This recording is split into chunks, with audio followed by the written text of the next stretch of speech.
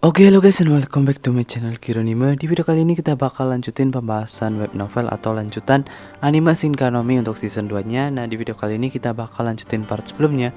Jadi buat kalian yang belum lihat dari part awal, kalian bisa cek aja videonya di playlist supaya kalian bisa memahami alur cerita video ini. Kalau sudah, langsung aja, ini dia. 私さ、せっかく悪いんだよね。照れないでよ。大丈夫でしょ。だって君、弱いもん。 Oke, sebelum kita mulai, jangan lupa subscribe dulu ya guys, supaya saya semakin semangat dalam mengupload video dan membantu gue untuk mencapai 1000 subscriber guys. Oke, karena di sini gue masih belum bisa dapetin AdSense ya, aduh. Oke, semangat. Oke, para siswa terlihat pingsan dan berjatuhan ketika Seichi mengeluarkan emosinya. Seichi heran kenapa Kanasuki Senpai bisa berjalan dengan tenang di kondisi seperti ini. Jadi di part terakhir kita sudah melihat si Seichi ini mengeluarkan amarah atau emosi ketika ia melihat gelang perbudakan di lengan Kanasuki Senpai. Dan tanpa sengaja ia menciptakan semacam aura intimidasi, tetapi itu bukan semacam skill atau efek, yang dimana itu murni dari diri Seichi sendiri, karena kita udah tahu keterampilan dan skillnya Seichi itu sudah sangat tinggi. Ditambah di video sebelumnya kita udah mengetahui kalau buah evolusi ini orang yang memakannya bakal menjadi sosok atau eksistensi yang dapat mengancam dunia ya. Semua siswa lainnya dibiarkan dalam kegelapan karena yang tahu apa yang terjadi hanyalah kelompok Seichi dan Kanasuki Senpai sendirian. Karena itu penyebab situasi ini tetap menjadi misteri.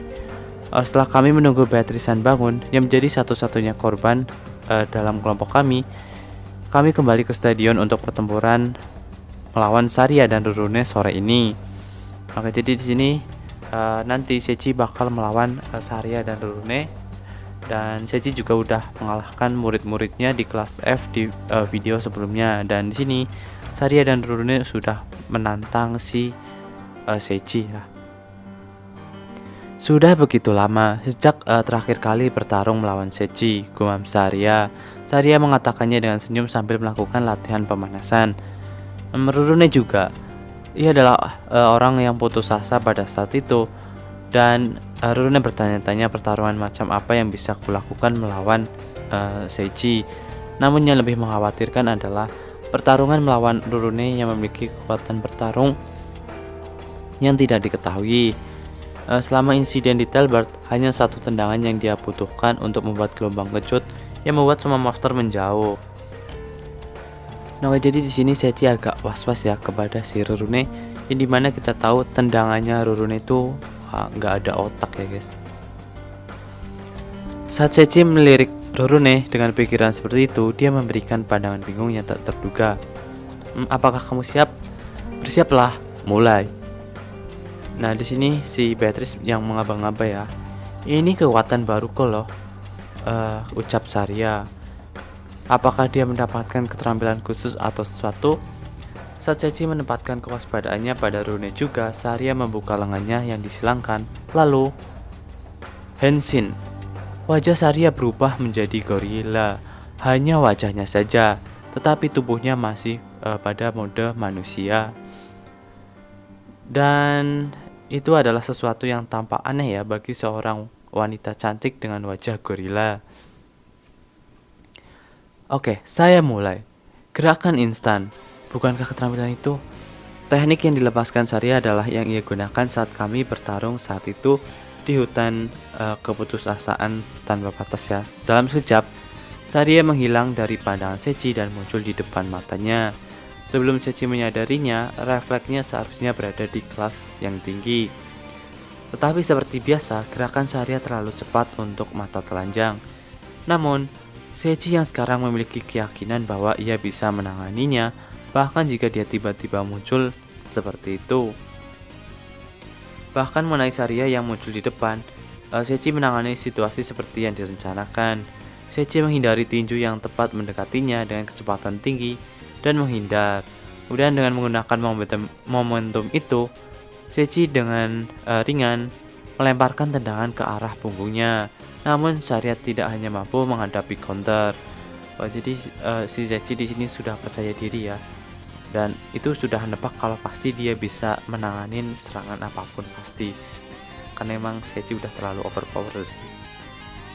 Sementara merenungkan hal seperti itu, Seiji mendengar suara Rurune yang penuh semangat. Setelah mengalihkan pandangan ke Rurune, dia berada di tepat di depannya dan melepaskan tendangan ke arah Seiji dengan kecepatan yang tak terpikirkan. Tapi tidak peduli seberapa cepat dia bergerak, Seiji yakin bahwa saat ini dia mengatasi serangan apapun dari Rurune dan Saria. Dan di sini Seiji melakukan setengah langkah untuk keluar dari jangkauan serangannya dan meraihnya dengan kakinya yang menyerang, kemudian melemparkan ke atas. Wah, ketika Seiji meminta maaf kepada Rurune yang telah jatuh, tiba-tiba Saria muncul. Kelalaian itu tidak baik. Dance Boisterous Face War atau Token Rainbow itu adalah semacam teknik serangan yang dilancarkan oleh Saria. Meskipun Seiji tidak yakin apakah itu skill atau teknik tersembunyi, Saria membungkus kedua tangannya dengan aura Crimson.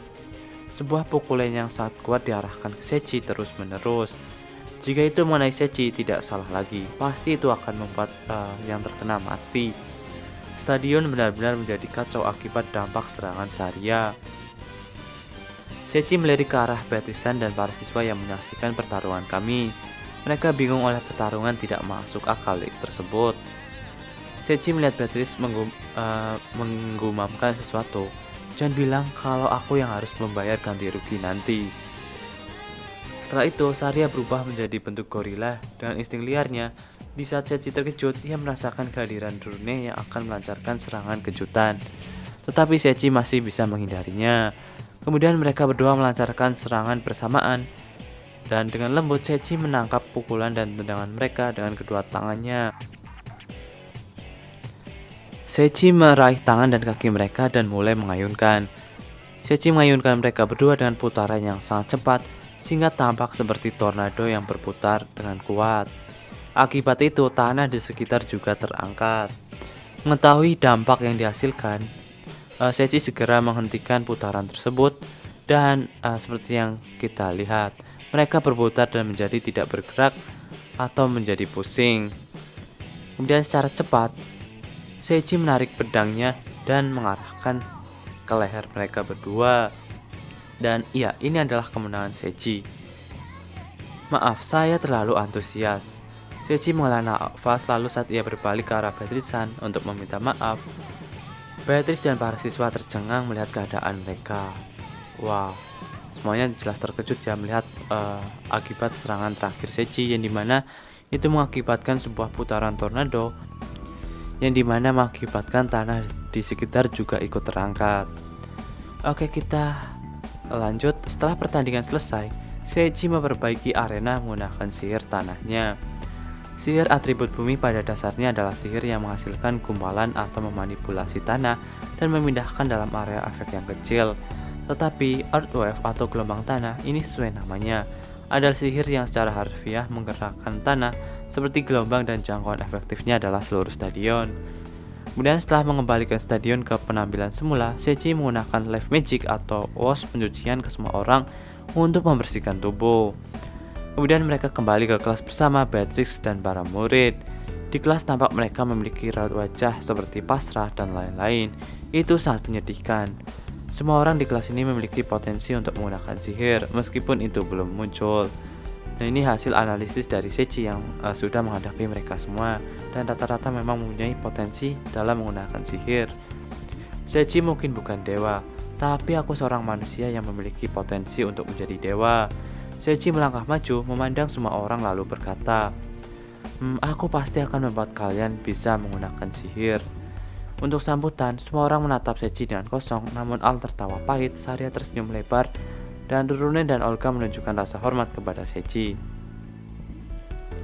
Apakah ini terlalu sombong? Gumam Seiji. Ya, kurasa tidak.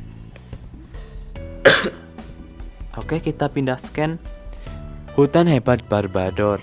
Dekat Akademi Sihir Barbador, ini adalah tempat di mana tidak hanya berbagai hewan hidup, tetapi juga berbagai macam monster tinggal.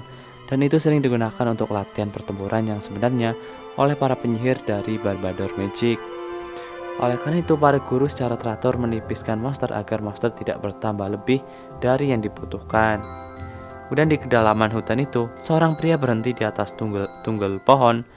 Pria itu mengenakan jas lab seperti beberapa peneliti atau dokter dan mengenakan kacamata yang langka di dunia ini. Raut wajahnya menenteramkan dan sosoknya bersama senyumannya seperti karya seni. Namun, atmosfer pria itu seram karena ada banyak bangkai monster yang terbunuh secara brutal di sekelilingnya. Tidak memuaskan. Bahkan monster kelas A baru saja mati ketika aku mengirimkannya ke dunia bawah. Sangat tidak memuaskan. Bukankah itu menjengkelkan Anda jika semuanya terlalu membosankan, Angela? Kamu seperti biasa, Demiolos, ucap Angela. Kau tahu bahwa Chris gagal, bukan? Bahkan jika kita ingin menghidupkan kembali Dewa Setan, kita tidak punya cukup emosi negatif hari ini. Baik secara kuantitas dan kualitas, dalam keadaan seperti itu, Chris gagal.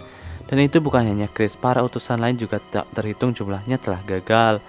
Lalu mengapa menurutmu itu terjadi? Itu mudah, mereka gagal karena mereka mencoba melakukan semuanya sendirian. Jadi apa yang akan terjadi jika kita berdua bekerja sama? Itu akan memperluas metode untuk mengumpulkan makanan untuk kebangkitan Raja Setan atau Raja Iblis. Dan di atas segalanya itu sangat mengurangi resiko dan mengurangi beban kita masing-masing. Bukankah itu efisien? Sambil berkata begitu, Angela memegang tangannya yang dibungkus dengan sarung tangan hitam panjang, menjulurkan tangannya. Demiolos menerima tangan itu karena aliansi antara keduanya terbentuk. Tetapi kemudian Demiolos bertanya kepada Angela, mengapa dia memilihnya sekarang untuk menjadi partner. Angela, saya tahu mengapa Anda datang kepadaku, namun bertanya-tanya, mengapa saya? Apakah tidak ada kandidat lain yang cocok untukmu? Astaga, saya sangat menghargai Anda. Jika Anda menanyakan alasannya, itu karena wilayahmu dekat dengan Akademi Sihir Barbador. Apa? Jangan bilang kamu akan pergi ke Akademi Sihir Barbador. Tepat. Bahkan para pahlawan ada di sana. Kau tahu, pahlawan yang belum terbangun tidak lebih dari seorang bocah nakal. Dan jadi pahlawan yang dipanggil dari dunia lain untuk saat ini tuh masih kayak bocil lah ya, intinya belum overpower seseji. Tidak apa-apa, kita akan bersenang-senang mulai sekarang, bukan? Tangan The Demon Guard Cult merayap di Akademi Sihir Barbador tanpa mengetahui keberadaan manusia yang aneh yang disebut Hiragi Sechi. Wah, apakah nanti iblis tersebut bakal ketemu Sechi dan Sechi menyadarinya atau tidak? Nanti tunggu aja di video kelanjutannya. Oke, mau sekian untuk video kali ini. Jangan lupa subscribe and like. Bye bye.